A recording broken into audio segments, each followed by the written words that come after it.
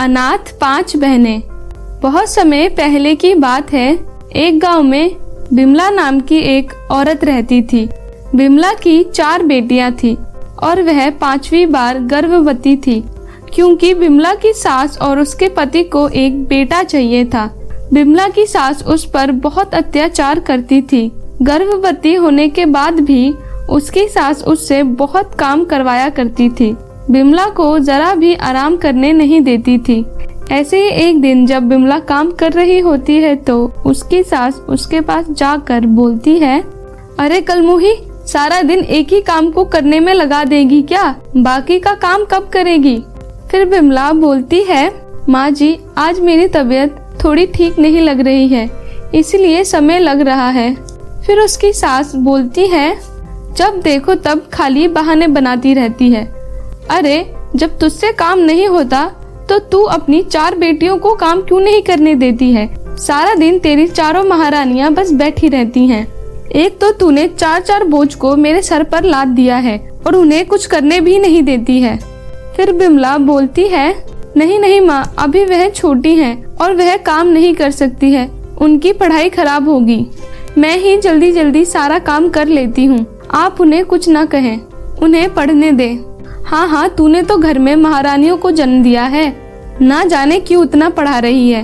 अरे, इतना पढ़कर कौन सा ये कलेक्टर बनने वाली है? इनसे काम धाम करवाया कर, नहीं तो तेरी महारानियां जब बड़ी होगी तो इन्हें कोई शादी के लिए भी नहीं पूछेगा। फिर उसकी सास जानकी वहाँ से चली जाती है। अपनी सास की जली कटी सुनकर भी बिमला उन्हें कुछ भी नहीं कहती थी।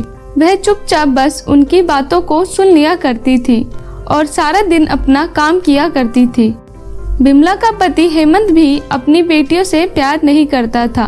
वह अपनी माँ जानकी की बातों में आकर अपनी बेटियों को पसंद नहीं करता था। उसे भी एक बेटा ही चाहिए था। वह कभी भी अपनी बेटियों के पास जाकर उनसे बातें नहीं करता था और ना ही कभी उनके बारे में जानने की कोशिश करता था, मानो उसके लिए उसकी कोई बेटियां थी ही नहीं।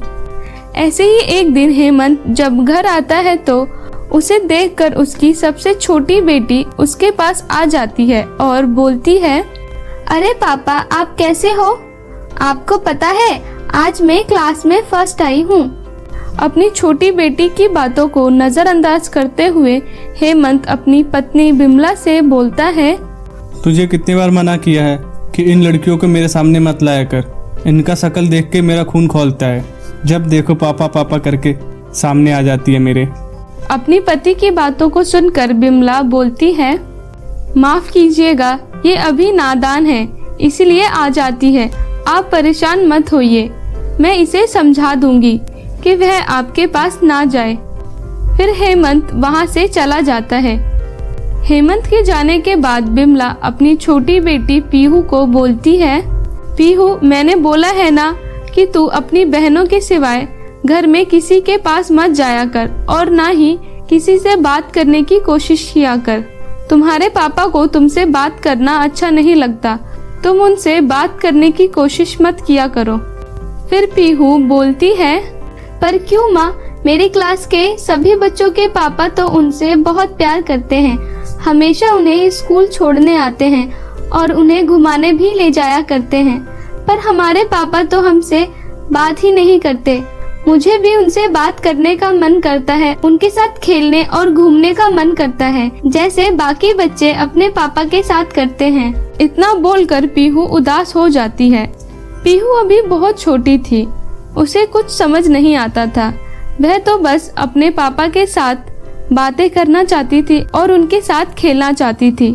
तभी वहाँ उसकी सभी बहनें आ जाती है और उसकी बड़ी बेटी रेखा अपनी छोटी बहन को समझाते हुए बोलती है, अरे पीहू, पापा को खेलना पसंद नहीं है, तू क्यों नहीं हमारे साथ खेलती है? चल अब हम बाहर चलते हैं खेलने के लिए। हाँ दीदी चलो। बिमला की बड़ी बेटी काफी समझदार थी। वह जब भी देखती कि उसकी बहनें अपने पापा की कमी को महसूस कर रही हैं, तो वह उन्हें दूसरी बातों में लगा देती और उनका ध्यान भटका दिया करती थी। फिर इसी तरह कुछ दिन बीत जाते हैं और बिमला एक प्यारी सी बच्ची को जन्म देती है, पर बिमला नहीं बच पाती है। डॉक्टर हेमंत के पास जाकर बोलती है, हेमंत, आपकी पत्नी ने एक प्यारी सी बच्ची को जन्म दिया है, पर हम उन्हें नहीं बचा पाए। उनका शरीर बहुत कमजोर था, जिसके कारण उनकी मृत्यु हो गई। जब बिमला की बेटियां यह बात सुनती है तो वह अपने माँ के पास जल्दी से भाग कर जाती हैं और उसे मरा हुआ देखकर वहीं पर रोने लगती हैं। और वहीं जानकी अपने बेटे हेमंत से बोलती है, बेटा, इस मनुष्य ने तो फिर एक बेटी को जन्म दिया है और खुद मर गई है। अब 5-5 बेटियों का बोझ हमारे सर पर छोड़ गई है।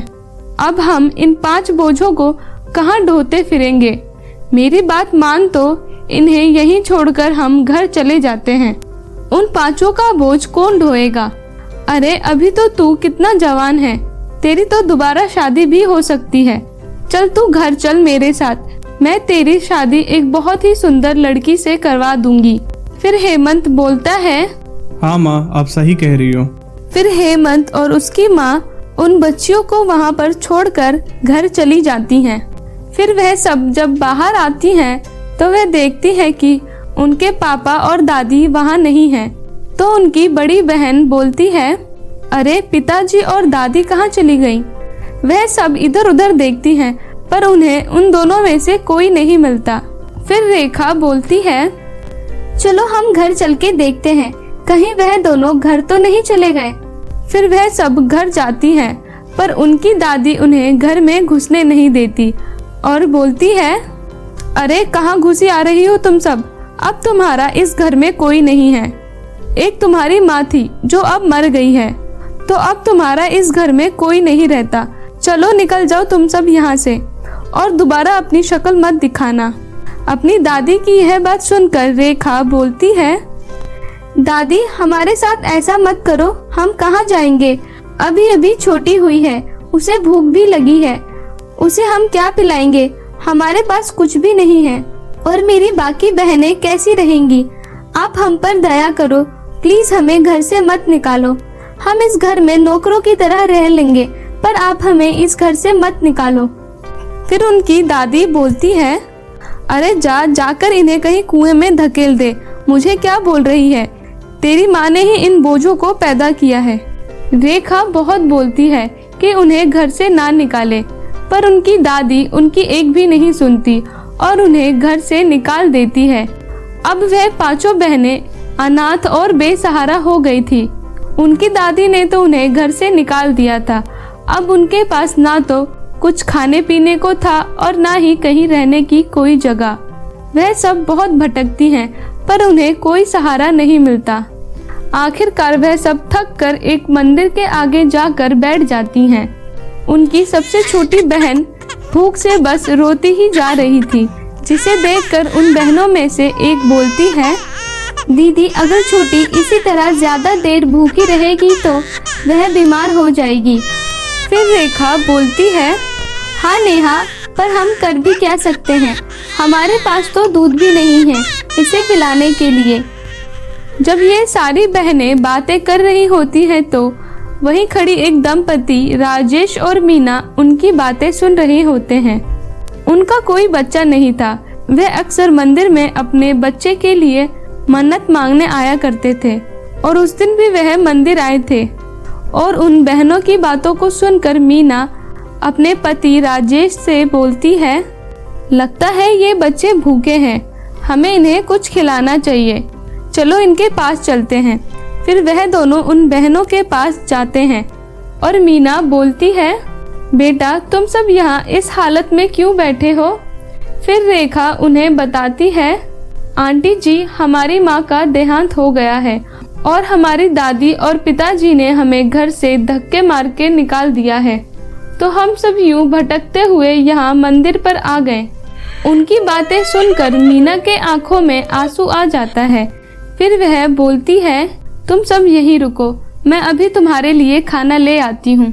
फिर मीना और राजेश वहाँ खाना ले आते हैं और उनकी छोटी बहन के लिए दूध भी ले आते हैं।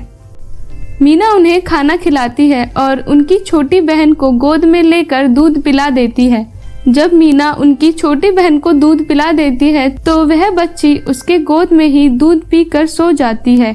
जिसे देख मीना को उन्हें वहाँ छोड़ने का मन नहीं करता और वह अपने पति से बोलती है, राजेश देखो इस बच्ची को कैसे मेरे गोद में सो रही है। मुझे इन्हें यहाँ छोड़कर जाने का मन नहीं करता। क्यों ना हम इन बच्चियों को अपने साथ अपने घर ले जाएं? वैसे भी इनका इस दुनिया में कोई नहीं है। आज हमने तो इन्हें खाना खिला दिया है, पर ना जाने इन्हें कोई खाना दे या ना दे। और वैसे भी हमारा भी तो कोई बच्चा नहीं है। अगर ये सब हमारे साथ रहेंगी तो इन्हें माँ और पिताजी मिल जाएंगे और हमें बच्चे भी मिल जाएंगे। फिर राजेश बोलता है, ठीक है मीना, मैं भी यही सोच रहा था और इसके बारे में बात करने वाला था। फिर रेखा मीना के पास जाकर बोलती है, बेटा तुम सब हमारे साथ हमारे घर चलो, हम तुम्हारे माता पिता बन सकते हैं। वैसे भी हमारा कोई बच्चा नहीं है। अगर तुम सब हमारे साथ रहोगी तो हमें बहुत खुशी होगी। फिर रेखा बोलती है, अरे नहीं नहीं आंटी जी, हम आप पर बोझ नहीं बनना चाहते हैं।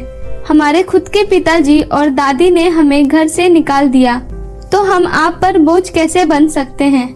मैं आपका धन्यवाद करती हूँ कि आपने हमें खाना खिलाया, पर हम और आप पर बोझ नहीं बनना चाहते हैं। फिर मीना बोलती है, बच्चों सब एक जैसे नहीं होते हैं। उन्हें शायद तुम्हारी ज़रूरत नहीं थी, पर हमें तुम्हारी बहुत ज़रूरत है। तुम्हें अपने साथ रखकर हमें बहुत खुशी होगी। प्लीज़ बच्चों हमारे साथ चलो। और रेखा तुम अपनी छोटी बहन के बारे में भी तो ज़रा सोचो, वह अभी बहुत छोटी है। तुम इस हालत में इसे कैसे पालोगी? तुम खुद अभी बेसहारा हो। ये सब सुनने के बाद रेखा अपनी बहनों के साथ राजेश और मीना के घर चली जाती हैं। राजेश और मीना उनकी बहुत अच्छे से परवरिश करते हैं। उन्हें बिल्कुल अपने बच्चों की तरह ही प्यार करते थे। उनके साथ इतने घुल मिल गए थे कि लग ही नहीं रहा था कि वह उनके अपने माता पिता नहीं हैं। राजेश सभी का एडमिशन एक बहुत ही अच्छे स्कूल में करवा देता है।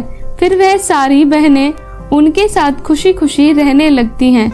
और वहीं जानकी अपने बेटे की शादी एक बहुत ही सुंदर लड़की से करवाती है, पर वह लड़की बहुत ही घमंडी थी।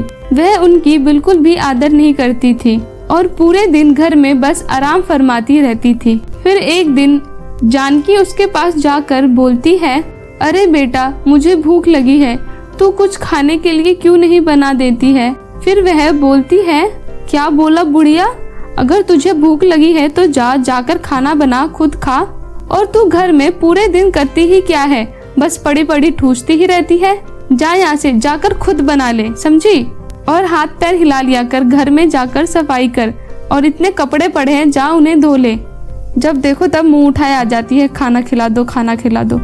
फिर जानकी बोलती है, बेटा मैं कैसे काम करूं, मैं तो बूढ़ी हो गई हूँ, मुझसे काम नहीं होता है। ज्यादा ड्रामा करने की जरूरत नहीं है। खाने के लिए तो तेरा मुंह बहुत चलता है, काम करने के लिए हाथ पैर चलना बंद हो जाते हैं।